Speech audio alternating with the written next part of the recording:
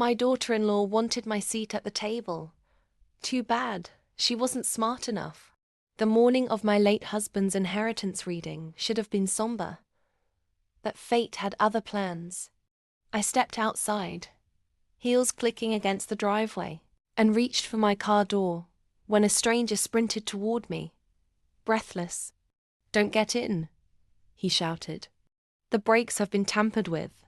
For a moment, the world froze. Then the truth hit me like a storm. Only one person stood to gain if I didn't make it to that meeting. My daughter-in-law, the greedy little leech who had been circling my husband's estate like a vulture even before his body was cold. I didn't panic.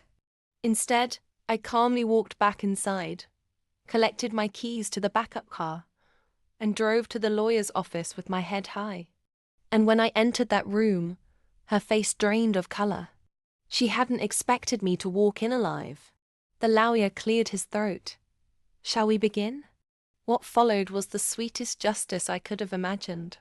My husband, brilliant as always, had written his will with precision. He left the company shares, the estate, and even the family villa in Tuscany to me.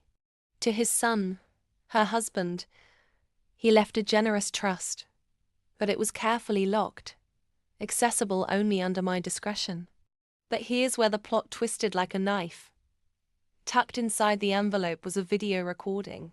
My husband had suspected foul play long before his death.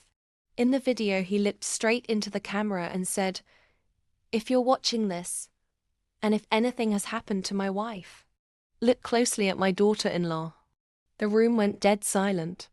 My son shifted uncomfortably, his eyes flicking to his wife. She tried to protest, but the evidence didn't end there. Security footage from the mechanic's shop sent anonymously to the lawyer showed her paying someone to tamper with my car. She gasped, trembling, then bolted for the door, only to be intercepted by 2 officers already waiting in the hallway. The leech who thought she could erase me from the picture was led out in handcuffs, her designer heels clattering against the marble floor. And me? I sat back, calm as ever, watching her empire of lies collapse in real time. The ultimate revenge wasn't just surviving her plan. It was walking out of that building wealthier, freer, and untouchable while she faced a future stripped of luxury, reputation, and freedom. So remember this. Sometimes your enemies will dig a grave for you, but they'll end up falling into it themselves. If this story left you on the edge of your seat, and you crave more shocking revenge stories with brutal twists, smash that subscribe button on my YouTube channel. Trust me, the next story will leave you speechless.